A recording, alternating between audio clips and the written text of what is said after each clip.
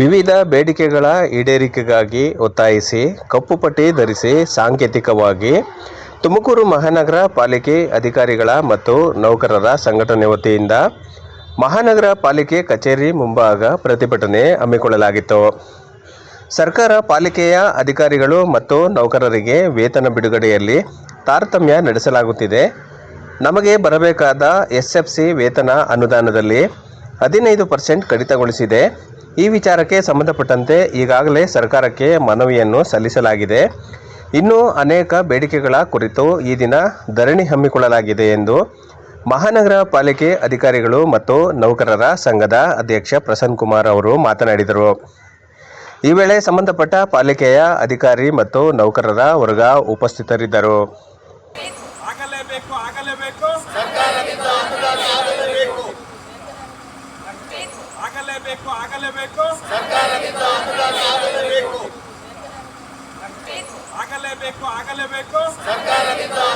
ಆಗಲೇಬೇಕು.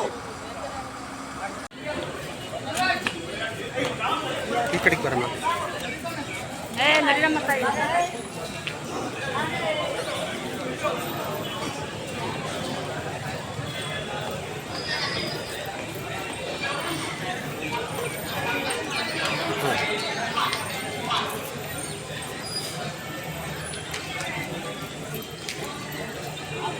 ಅಂತೇಳಿ ತುಮಕೂರು ಮಹಾನಗರ ಪಾಲಿಕೆ ಅಧ್ಯಕ್ಷ. ಇವತ್ತು ಏನು ನಾವು ಕಪ್ಪು ಪಟ್ಟಿ ಧರಿಸೋದ್ರ ಮೂಲಕ ಸಾಂಕೇತಿಕವಾಗಿ ಒಂದು ಪ್ರತಿಭಟನಾರ್ಥವಾಗಿ ಕಪ್ಪು ಪಟ್ಟಿ ಧರಿಸಿ ಪ್ರಾರಂಭ ಮಾಡಿದ್ದೀವಿ. ಇದು ನಮ್ಮ ನ್ಯಾಯಯುತ ಬೇಡಿಕೆ ಆಗಿರ್ತದೆ. ಬೇಡಿಕೆಗಳೇನೇನಪ್ಪ ಅಂತಂದರೆ ಮುಖ್ಯವಾಗಿ ವೇತನವನ್ನು ಬಿಡುಗಡೆ ಮಾಡ್ತಕ್ಕಂಥ ಒಂದು ಇದರಲ್ಲಿ ತಾರತಮ್ಯ ಮಾಡ್ತಾಯಿದೆ ಸರ್ಕಾರ. ಇದನ್ನು ನಾವು ಈಗ ಪ್ರತಿಭಟನೆ ಮಾಡೋದ್ರ ಮೂಲಕ ಪ್ರಾರಂಭಿಸ್ತಾ ಇದ್ದೀವಿ. ಸರ್ಕಾರಕ್ಕೆ 45 ದಿನ ಗಡುವನ್ನು ನೀಡ್ತಾ ಇದ್ದೀವಿ. ಗಡುವು ಏನಕ್ಕಪ್ಪ ಅಂತಂದರೆ ಹಂತ ಹಂತವಾಗಿ ನಾವು ಸರ್ಕಾರಕ್ಕೆ ಫಸ್ಟ್ ಮನವಿ ಕೊಟ್ಟು ಮಾಡಬೇಕಾಗಿರ್ತದೆ. ಆದ್ದರಿಂದ ಈಗ ಆಲ್ರೆಡಿ ಮನವಿಗಳನ್ನ ಕೊಟ್ಟಿದ್ದೀವಿ. ಸಾಂಕೇತಿಕವಾಗಿ ಇವತ್ತು ಏನು ನಾವು ಎಲ್ಲ ನೌಕರರು ಒಟ್ಟಿಗೆ ಸೇರಿ ಕಪ್ಪು ಪಟ್ಟಿ ಧರಿಸಿ ಇದನ್ನು ನಾವು ಸ್ಟಾರ್ಟ್ ಮಾಡಿದ್ದೀವಿ. ಇದು ಸರ್ಕಾರದ ಗಮನಕ್ಕೆ ಮುಟ್ಲಿ ಶಾಂತಿಯುತವಾಗಿ ನಾವು ನಮ್ಮ ಬೇಡಿಕೆಗಳನ್ನ ಈಡೇರಿಸ್ಕೊಳ್ಬೇಕು ಅನ್ನೋ ಉದ್ದೇಶದಿಂದ ಪ್ರಥಮವಾಗಿ ಪ್ರಾರಂಭ ಮಾಡಿದ್ದೀವಿ. ನಮ್ಮ ಬೇಡಿಕೆಗಳಲ್ಲಿ ಮೊದಲನೇದು ಏನಪ್ಪ ಅಂತಂದರೆ 7ನೇ ವೇತನ ಆಯೋಗನ ಜಾರಿ ಮಾಡಿದ್ರು. ಅದರಲ್ಲಿ ಪ್ರಪ್ರಥಮವಾಗಿ ಏನು ಮಾಡಿದ್ದಾರೆ, 7ನೇ ವೇತನನ ಎಲ್ಲ ಇಲಾಖೆಗಳಿಗೆ ನೇರವಾಗಿ ಅನುದಾನನ ಬಿಡುಗಡೆ ಮಾಡಿದ್ದಾರೆ. ಆದರೆ ಏನು ಹೆಚ್ಚುವರಿ ಅನುದಾನ ಇದೆ ಅದನ್ನು ನಿಮ್ಮ ನಿಧಿನಲ್ಲೇ ಪಾಲಿಕೆ ನಿಧಿನಲ್ಲೇ ಪಡೀರಿ ಅಂತೇಳಿ ಆದೇಶನ ಹೊರಡಿಸಿರ್ತಾರೆ ಮೊದಲನೇದಾಗಿ. ಎರಡನೇದು ಪೌರ ಕಾರ್ಮಿಕರುಗಳನ್ನ ನೇಮಕ ಮಾಡ್ತೀವಿ ಅಂತೇಳಿ ಸರ್ಕಾರ ಆದೇಶ ಮಾಡಿದೆ. ಹೇಳಿಕೆಯನ್ನು ಕೂಡ ಮಾನ್ಯ ಮುಖ್ಯಮಂತ್ರಿಗಳು ಕೂಡ ನೀಡಿದ್ದಾರೆ. ಆದರೆ ಅದನ್ನು ಏನು ಮಾಡ್ತಾ ಇದ್ದಾರೆ ಅಂದರೆ ನೇಮಕಾತಿ ಮಾಡ್ತಾರೆ, ಲೋಕಲ್ ಫಂಡಲ್ಲಿ ನೀವು ಸ್ಯಾಲ್ರಿ ಕೊಡಿ ಅಂತೇಳಿ ಆದೇಶ ಮಾಡ್ತಾ ಇದ್ದಾರೆ.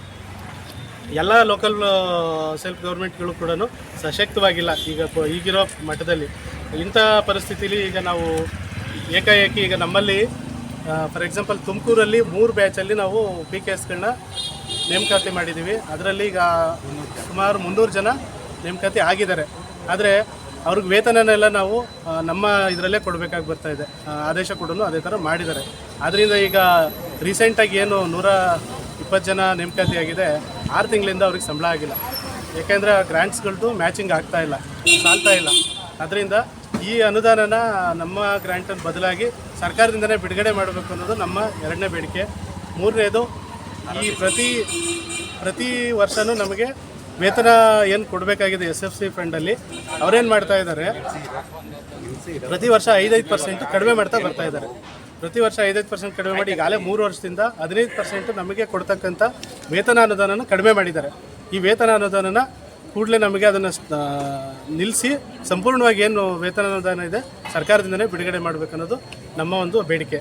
4ನೇದು ನಮ್ಮ ಏನು ನಗರಸಭೆ, ಪುರಸಭೆ, ಪಟ್ಟಣ ಪಂಚಾಯತಿ ಮತ್ತು ಮಹಾನಗರ ಪಾಲಿಕೆ ಇವುಗಳನ್ನು ಸೇರಿ ನಗರಾಭಿವೃದ್ಧಿ ಇಲಾಖೆ ಇದರ ಅಡಿಯಲ್ಲಿ ಕೆಲಸ ಮಾಡ್ತಾ ಇದ್ದೀವಿ. ಆದರೆ ಪಂಚಾಯತಿಗಳಲ್ಲಿ ಇರ್ತಕ್ಕಂಥ ಇದನ್ನು ಎಲ್ಲರನ್ನೂ 73ನೇ ತಿದ್ದುಪಡಿಲಿ ಅವ್ರನ್ನೆಲ್ಲರನ್ನೂ ರೆಗ್ಯುಲರ್ ಸರ್ಕಾರಿ ನೌಕರರು ಅಂತ ಕನ್ಸಿಡರ್ ಮಾಡ್ತಾರೆ. 74ನೇ ತಿದ್ದುಪಡಿಲಿ ನಮ್ಮನ್ನು ತೊಗೊಂಡಿದ್ದಾರೆ, ಏನು ಅರ್ಬನ್ ಲೋಕಲ್ ಬಾಡಿ ಅಂತೇಳಿ ನಮ್ಮಗಳನ್ನ ಅರೆ ಸರ್ಕಾರಿ ಅನ್ನೋ ಥರ ಇದು ಮಾಡ್ತಾ ಇದ್ದಾರೆ ಸರ್ಕಾರದಲ್ಲಿ. ಆ ಧೋರಣೆಯನ್ನು ತೆಗೆದು ನಮ್ಮನ್ನು ಕೂಡ ಸರ್ಕಾರಿ ನೌಕರರು ಅಂತಲೇ ಕನ್ಸಿಡರ್ ಮಾಡಬೇಕು. ಏನು ಸರ್ಕಾರದಿಂದ ನೇರವಾಗಿ ಸಿಗ್ತದೆ KGID, GPF ಮತ್ತು ಜ್ಯೋತಿ ಸಂಜೀವಿನಿ, ಆರೋಗ್ಯ ಸಂಜೀವಿನಿ ಇವೆಲ್ಲವನ್ನೂ ಕೊಡಬೇಕು ಅಂತೇಳಿ ನಮ್ಮ ಬೇಡಿಕೆ ಇದೆ. ಇದ್ರ ಜೊತೆಗೆ ವೃಂದ ಮತ್ತು ನೇಮಕಾತಿನ ಮಾಡೋದಕ್ಕೆ ತುಂಬ ಮೀನಾಮೇಷ ಮಾಡ್ತಾಯಿದ್ದಾರೆ. 2011ರಲ್ಲಿ ನಮ್ಮದು ವೃಂದ ಮತ್ತು ನೇಮಕಾತಿ ಬದಲಾವಣೆ ಆಗಿದೆ.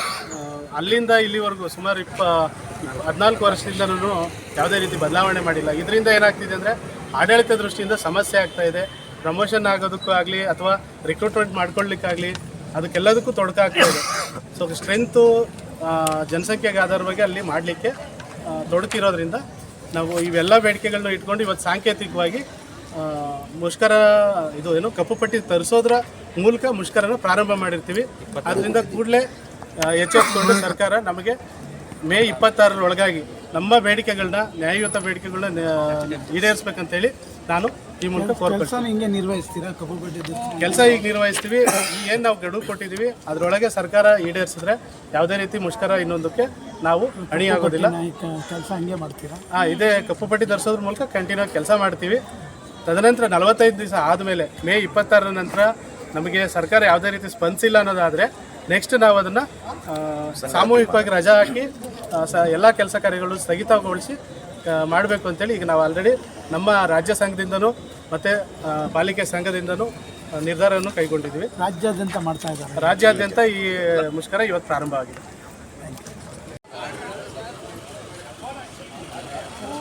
ಹೋಗಿ ಸರ್.